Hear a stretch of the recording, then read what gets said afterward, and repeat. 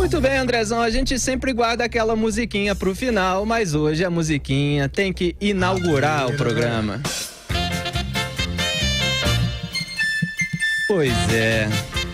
E hoje tá até difícil de rir disso, mas a segunda turma do STF resolveu dar um golpe contra a Lava Jato. Primeiro suspenderam o processo da máfia da merenda contra o deputado estadual tucano Fernando Capês. Alegaram que houve coleta ilegal de provas.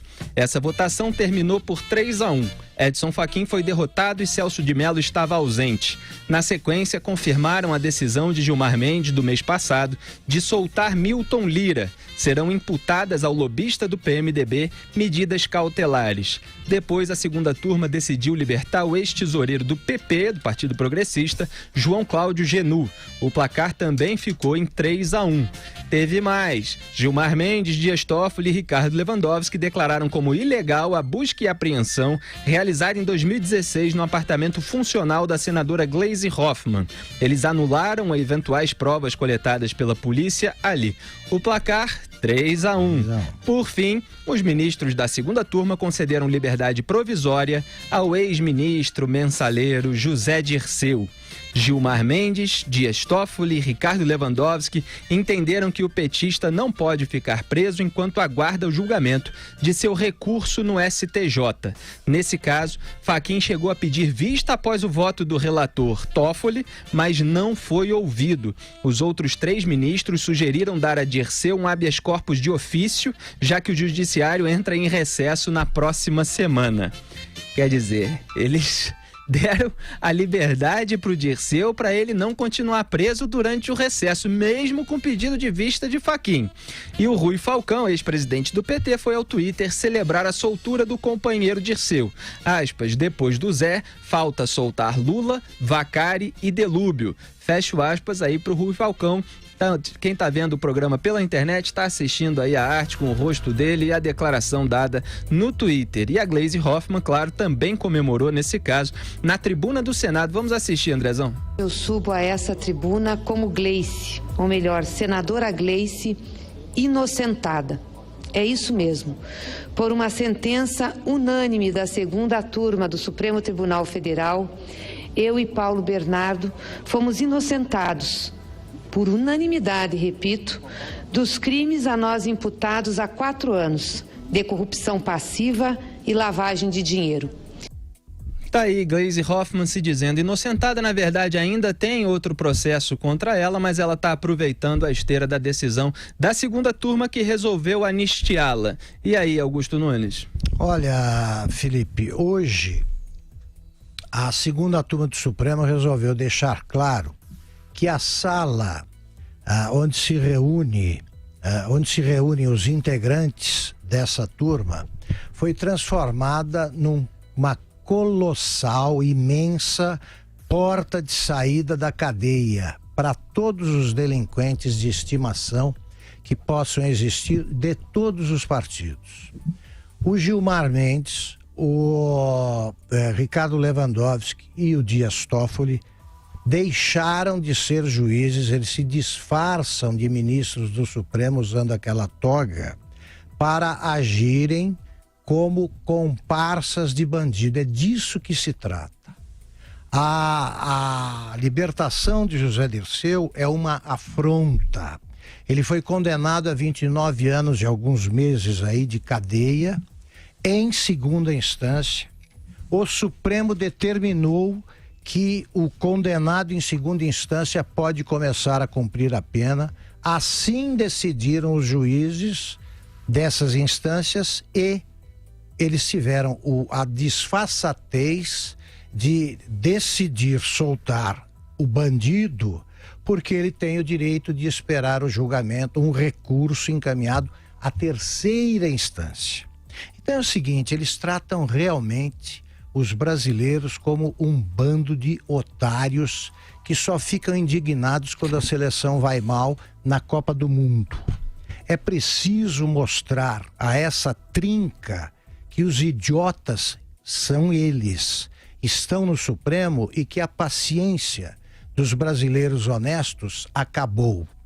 Ficou claro hoje que eles fariam isso com o Lula e farão como pedem os comparsas em liberdade desses petistas, mencionados aí no Twitter, em pronunciamentos da Gleisi, eles esperam que o Gilmar, que é cúmplice dos bandidos que dirigem o PT, comande, com a ajuda da dupla, né, que lhe faz companhia na segunda turma, comande a libertação de todos os quadrilheiros que entraram na mira da Lava Jato.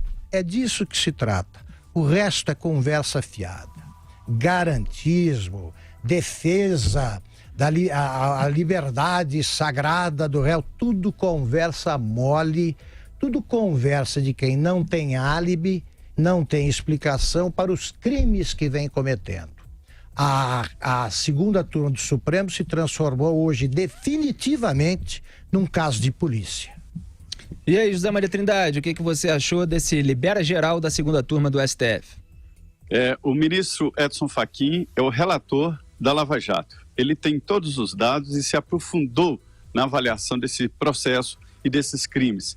Ele entendeu o que alertávamos aqui desde o início, fomos os primeiros a alertar isso, de que estava sendo armado um golpe ali para libertar o ex-presidente Lula. Exatamente. Ele entendeu isso rapidamente e, por isso, arquivou o processo parecido com esse de José Dirceu, mandou para o plenário do Supremo Tribunal Federal para decidir se Lula poderia apresentar este recurso extraordinário e, ao apresentar um pedido para que fosse julgado na segunda turma, Fachin, então, mandou o processo para o plenário.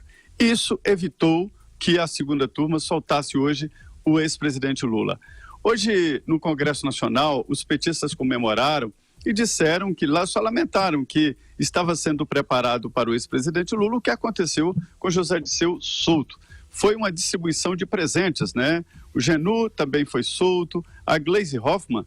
Veja bem, houve uma resistência de Edson Fachin dizendo que não existe fórum especial para imóvel, para espaço físico, né? O apartamento da senadora Gleisi Hoffmann é um apartamento, não é a senadora Gleisi Hoffmann, não é uma extensão do mandato dela, né? Isso já foi decidido no Supremo e foi uma decisão agora da segunda turma. O ministro Edson Fachin foi isolado, o ministro Celso de Mello estava ausente, não votou e os 3 ministros tomaram conta.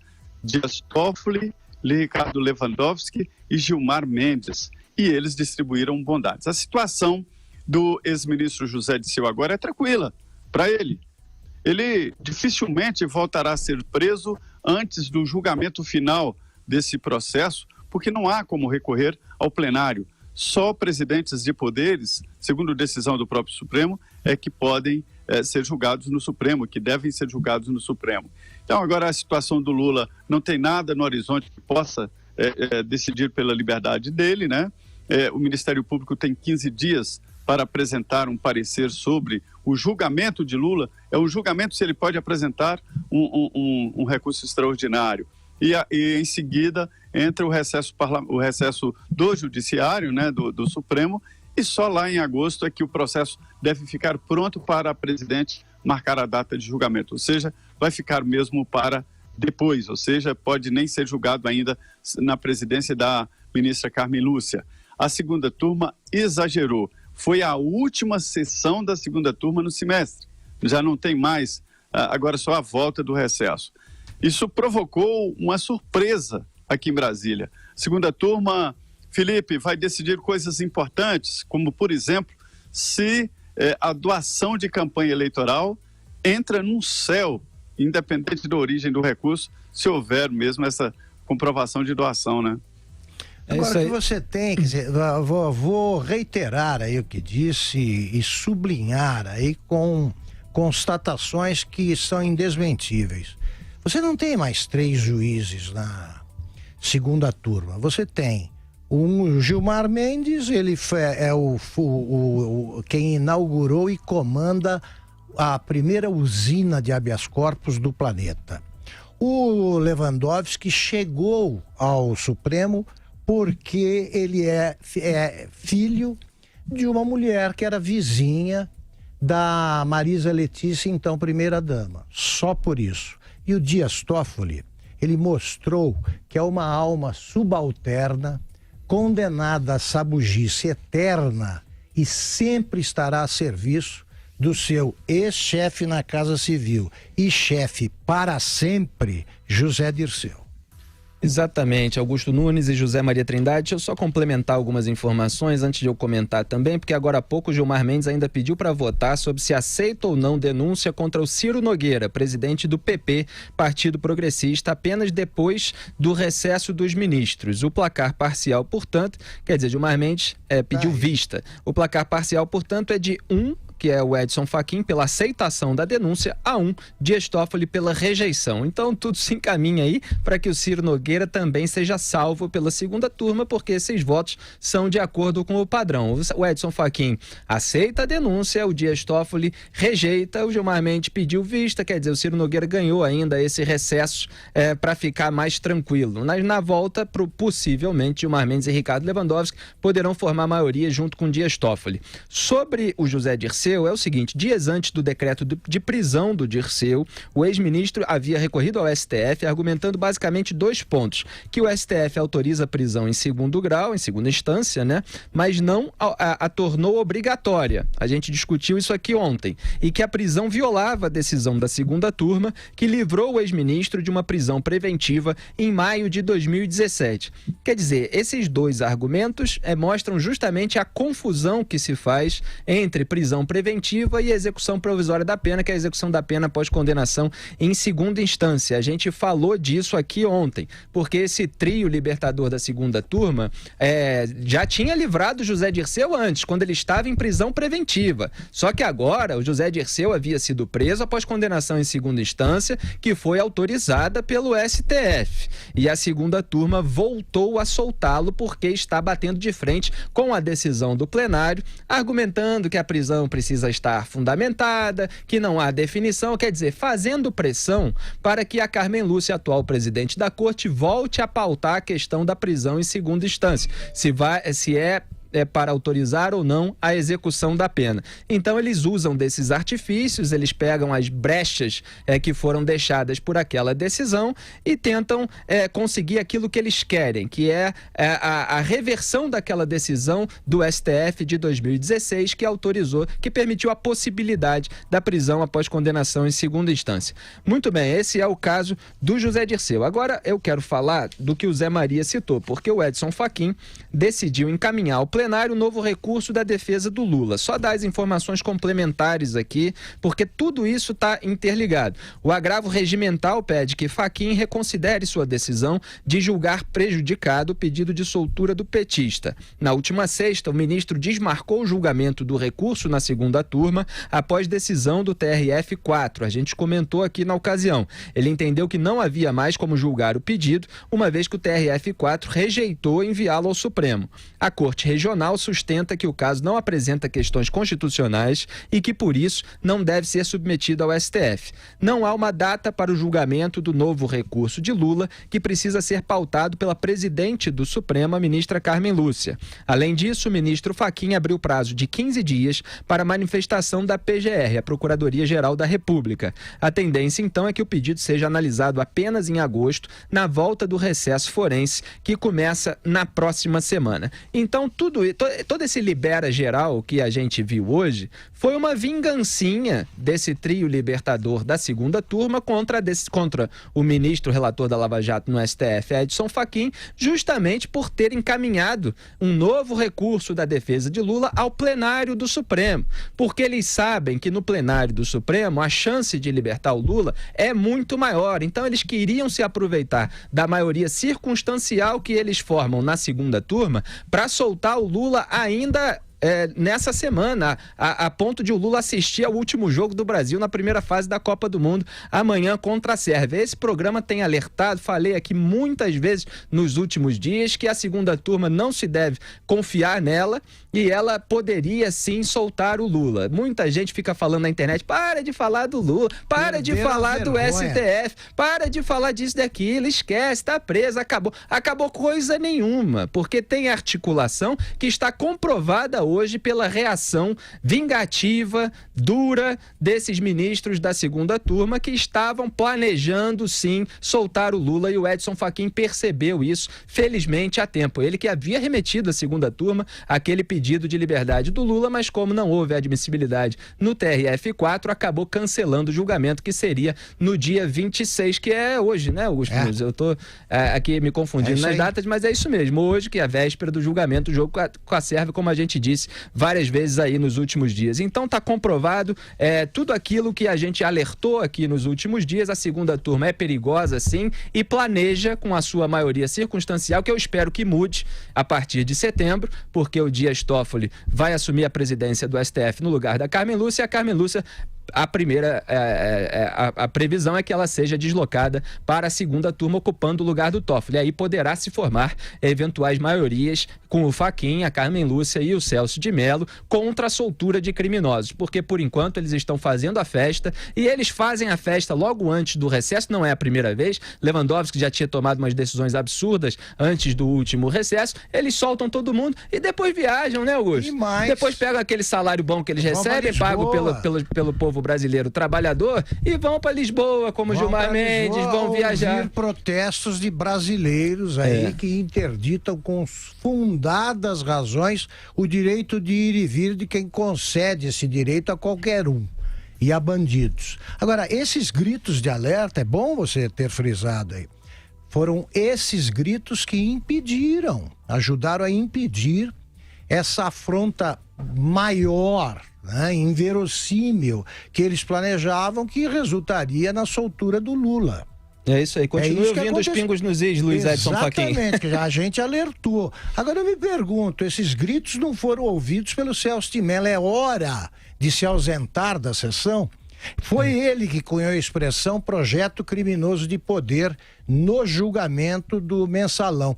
Na hora de julgar integrantes os arquitetos do projeto criminoso de poder, ele se ausenta, porque aí, por algum motivo, ele não pôde pronunciar o que ele chama de sentença mais longa, o voto mais longo. Ele podia ter produzido um voto bem curtinho, fazendo a justiça que não fez a maioria da segunda turma do Supremo, que, como eu disse, funciona como uma porta de saída da cadeia para todo mundo. Como eu comentei no Twitter, só um complemento, Zé, quase 50 anos depois do filme Matou a Família e foi ao cinema, é hora de produzir. Soltou os bandidos e foi a Lisboa. É isso aí. Vai lá, Zé Maria, complemente, por favor.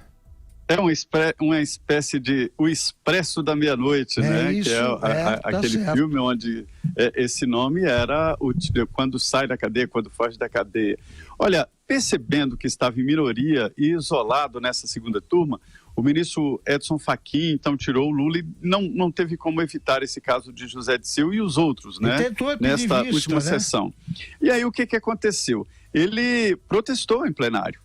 Ele disse ao ministro Dias Toffoli ali, olha, o Supremo, o plenário, já discutiu e decidiu pela prisão depois da condenação em segunda instância.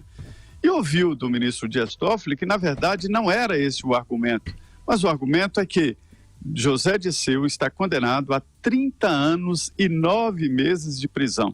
Já estava preso, recolhido na Papuda, penitenciária daqui de Brasília, e já estava tão adaptado que encontraram manuscritos lá dele, José Dirceu, pedindo lá ao chefe de cela, o ex-senador Luiz Estevão, para que ele recebesse visitas fora do horário de visita, o horário normal. E se ele fez o pedido é porque o chefe de cela poderia atendê-lo, né? Então já estava lá como cadeieiro velho, adaptado. 30 anos e 9 meses. E o Dias Toffoli disse que não coloque palavras no meu voto dizendo que não libertou o Dirceu por conta de prisão em segunda instância, mas porque via a possibilidade de redução de pena. Veja bem, isso porque a condenação do juiz Sérgio Moro foi de 20 anos e 10 meses. O Tribunal Regional Federal é que confirmou a sentença e aumentou a pena de José Dirceu para os 30 anos e 9 meses. 30 anos e 9 meses, condenado em segunda instância e vai ficar em liberdade. ele não há uma data certa de quando haverá a conclusão do processo, mas não será uma decisão rápida, não. E a decisão da segunda turma é considerada uma decisão do Supremo, ou seja, não há como o Ministério Público reagir ou no STJ em outro lugar, né? Aliás, a gente fala sempre que o Gilmar Mendes não se considera impedido de julgar nada, né? Nem algum processo envolvendo a tia, a avó, filho, esse nunca, está sempre liberado para isso. E o Toffoli, que foi subordinado do José Dirceu na Casa Civil, né? Era dependente do José Dirceu, em matéria de emprego era dependente do José Dirceu. Foi o José Dirceu que orientou o Toffoli, o José Dirceu que deu as dicas lá. E ele julgou o chefe e absolveu, evidentemente, por sabugice. Exatamente. Falando no Dias Toffoli, o Augusto deu aí o background do Ricardo Lewandowski. Eu quero lembrar aqui um comentário que eu já fiz para a Jovem Pan meses atrás, em abril, e vou atualizá-lo, porque eu quero lembrar aqui do dia... E hoje eu pensei assim, como é que o Dias Toffoli, um sujeito que bombou em 2 concursos, passou pela sabatina no Senado Federal, né? Porque a gente tem que lembrar quem são os responsáveis, os senadores também são responsáveis. Bombou perdeu, né? Não fala bombou não, que pode parecer que ele se deu bem. Né? Hoje a gíria adolescente, bombar é uma coisa boa, né? Não, o Dias Toffoli não passou para concurso público. Levou bomba, exatamente, para ser mais preciso. Mas então, naquela sabatina no Senado, ele argumentou que a sua ligação com o PT, abro aspas, é uma página virada da história, fecho aspas, e que no STF passará, no caso, naquela época, a agir como juiz da nação.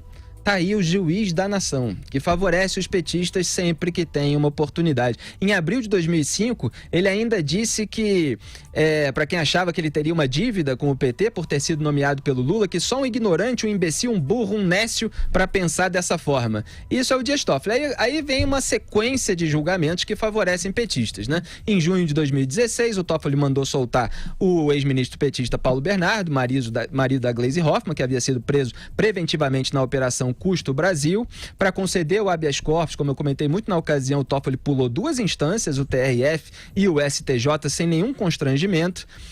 Depois tem aquele caso da entrevista dele de fevereiro de 2016 ao portal O Tempo, em que ele disse que sempre tinha sido a favor da prisão após condenação em segunda instância. E aí, 6 meses depois, em agosto de 2016, o Lula foi indiciado pela PF por corrupção passiva, lavagem de dinheiro e, naquela época, ainda falsidade ideológica, no caso do triplex do Guarujá, esse mesmo pelo qual ele viria a ser condenado e preso. E aí, em outubro de 2016, quer dizer, em 8 meses depois da entrevista em que ele disse que sempre foi favorável à prisão após condenação em segunda instância, ele votou contra a prisão em segunda instância, porque o Lula já estava indiciado, né?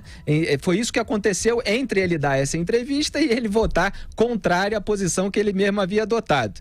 Então, vocês vão vendo, só que felizmente naquela ocasião o voto dele foi vencido, o plenário do STF, por 6-5, autorizou a prisão em segunda instância. Em maio de 2017, o Toffoli votou a favor da soltura do José Dirceu, né? Como eles comentaram, Augusto Nunes e José Maria Trindade é o ex-chefe do Toffoli na Casa Civil do governo Lula. O Dirceu, como eu falei, estava em prisão preventiva ainda. E aí, com a ajuda do Lewandowski, do Gilmar Mendes, o Toffoli garantiu ao Dirceu mais 1 ano de liberdade. Depois o Dirceu acabou voltando à cadeia, condenado em segunda instância, e agora, atualizando, eles voltam a soltar o Dirceu novamente. É isso, tem mais alguma coisa? Ah, sim, o Toffoli voltou, evidentemente, pela concessão do habeas corpus ao Lula, naquela votação do plenário do STF, em que foi voto vencido, e votou também a favor da concessão do habeas corpus do Antônio Palocci, ex-ministro petista, e junto com Lewandowski e Gilmar Mendes ainda votou para tirar do Sérgio Moro as menções da delação da Odebrecht a Lula, que tratam do sítio de Atibaia e do Instituto Lula. Então isso é só um resumo, poderia ficar aqui horas dando a ficha das votações na segunda turma do STF, em que Dias Toffoli favoreceu petistas. Ele que dizia que não ia fazer isso, que isso era coisa do passado, que só um idiota, um imbecil para pensar dessa forma. Quer dizer, eles enganam, eles insultam a inteligência dos brasileiros.